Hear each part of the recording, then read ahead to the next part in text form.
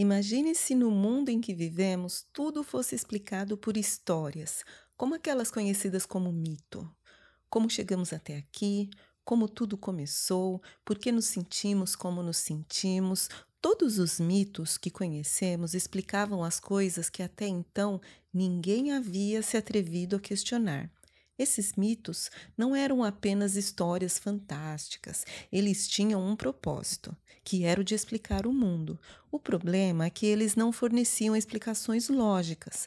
Aí alguém para e diz: espera aí, talvez haja melhores respostas para tantas perguntas.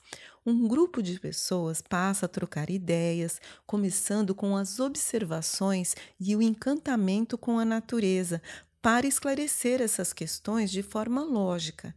Essa iniciativa é atribuída a um homem chamado Tales de Mileto. E das ideias desse grupo surgiram novas explicações sobre a criação do mundo, a natureza, a humanidade, o conhecimento, o comportamento e a ciência. Eles se reuniam em uma cidade portuária onde havia um grande fluxo de pessoas, na cidade de Mileto.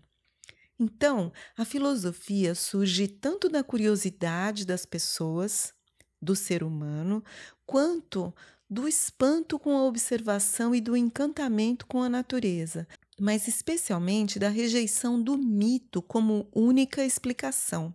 Tales de Mileto é considerado o primeiro filósofo grego. Ele viveu no início do século VI a.C. e, na tentativa de explicar o arquê, ou a origem das coisas, ele propôs que a natureza fundamental do mundo era a água, acreditando que a água era o material primário de todas as coisas. Tales também foi um cientista prático, engenheiro astrônomo, e ele é reconhecido por ter previsto um eclipse e criado um almanaque para guiar os navios fenícios, usando a constelação da Ursa Maior como guia. Imagine fazer tudo isso sem os recursos de hoje, 500 anos antes do nascimento de Cristo. É incrível, não é? Uma das maiores contribuições de Tales foi a de fundar a primeira escola de filosofia na cidade de Mileto, focada na observação e nos esclarecimentos racionais baseados em evidências. Anaximandro de Mileto era discípulo de Tales. Ele acreditava que o princípio primário do universo era o apeiron, algo ilimitado e indefinido.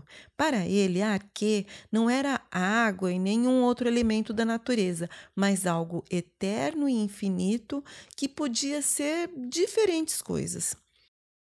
Anaxímenes também fez contribuições significativas para a geografia e para a ciência. Ele sugeriu que o ar era o princípio de todas as coisas e concluiu que o ser humano vive enquanto respira. Então, o ar é o princípio da vida. Pitágoras fundou a Sociedade Pitagórica na segunda metade do século VI a.C., uma sociedade secreta, cheia de mistérios e regras estritas. A Sociedade Pitagórica pregava, entre outras coisas, o cultivo da alma e a harmonia cósmica. Sobre a arquê, ele dizia que todas as coisas são números. Pitágoras fez contribuições significativas à matemática, descobrindo a relação que determina que o quadrado da medida da hipotenusa é igual à soma dos quadrados das medidas dos catetos, o teorema de Pitágoras que a gente aprendeu na escola. Para os pitagóricos, a música é uma relação numérica.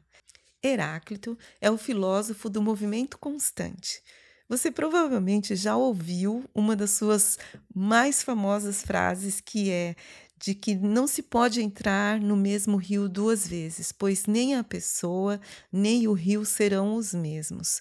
Para Heráclito, a realidade é uma, mas também simultaneamente muitas coisas, devido à tensão e ao constante movimento.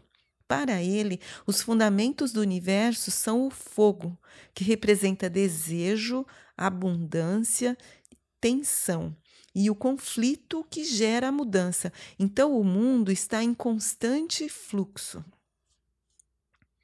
Parmênides, ao contrário de Heráclito, acreditava que o universo era imutável. Ele favoreceu o raciocínio e a lógica em detrimento da experiência sensorial. Para Parmênides, a mudança ou o devir é uma ilusão. Ele introduziu a distinção entre razão e sensação, verdade e aparência, que são os princípios da metafísica. Sua famosa frase é: o ser é e o não ser não é. A contribuição dos primeiros filósofos foi refinada pelos filósofos que se seguiram até os dias de hoje. Muitas das perguntas e conceitos desenvolvidos pelos filósofos pré-socráticos permanecem válidos, outras não. E a sua busca pelo conhecimento é respeitada até hoje. Eles podem não ter encontrado todas as respostas, mas certamente levantaram questões que até hoje nos intrigam e nos provaram que a curiosidade pode nos levar a grandes descobertas.